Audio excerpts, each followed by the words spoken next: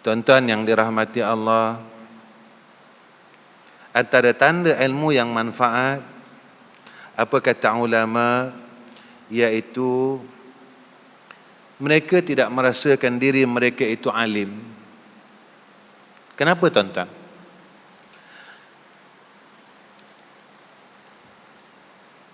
Salah seorang ulama tasawuf, dan saya tak ingat nama dia, dia berkata, awal ilmu itu bodoh dan akhir ilmu itu bodoh.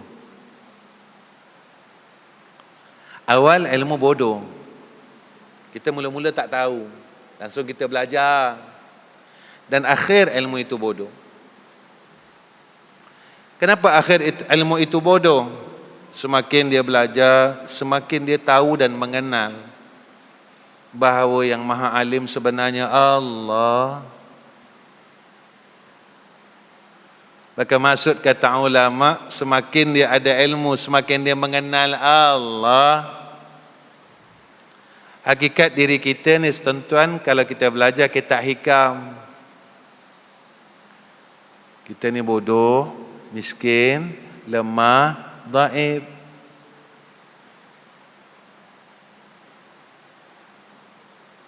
Kita memang miskin tuan-tuan.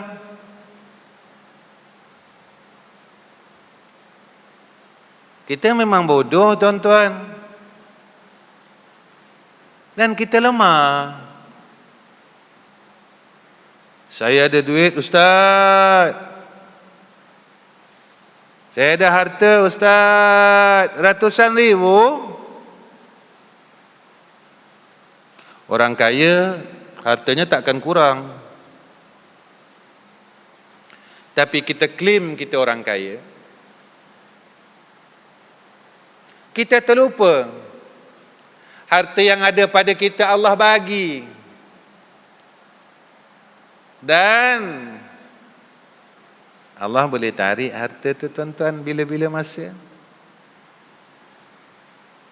Begitu juga kehidupan ini, kita lupa hidup ini Allah bagi. Dan Allah boleh tarik kehidupan ini dengan cara kematian. Tetapi apa yang dikurniakan oleh Allah kepada kita, kita menjadi orang yang sombong dengan Allah, yang kita merasakan bahawa kita, apa yang ada pada kita, milik kita. Ini aku punya, hidup ini aku punya, harta ini aku punya. Ingat, dalam surah yang saya bacakan awal, Alhaakumut Takasur, ayat yang terakhir, summa latus'alunna yawma izin 'anin na'im. Apa yang ada pada kita, besok Allah tanya. Harta, umur, pangkat, semuanya ditanya oleh Allah satu-satu. Tuan-tuan, sewaktu ditanya oleh Allah besok, agak-agak kita boleh tak jawab. Lepas tak jawapan kita di hadapan Allah Subhanahu wa ta'ala, selesai tak jawapan kita pada sisi Allah Subhanahu wa ta'ala, ataupun besok kita sangkut di hadapan Allah. Sebab itu kena ingat, sebelum kita sampai di Yaumul Mahsyar, Allah kurniakan kepada kita ilmu supaya menjadi alat supaya kita selamat. Tapi kalau kita ada ilmu, kita tak selamat, fitnah yang pertama yang kita akan lalui tuan-tuan, alam kubur. Balik ni saya dan tuan-tuan, kita fikirlah,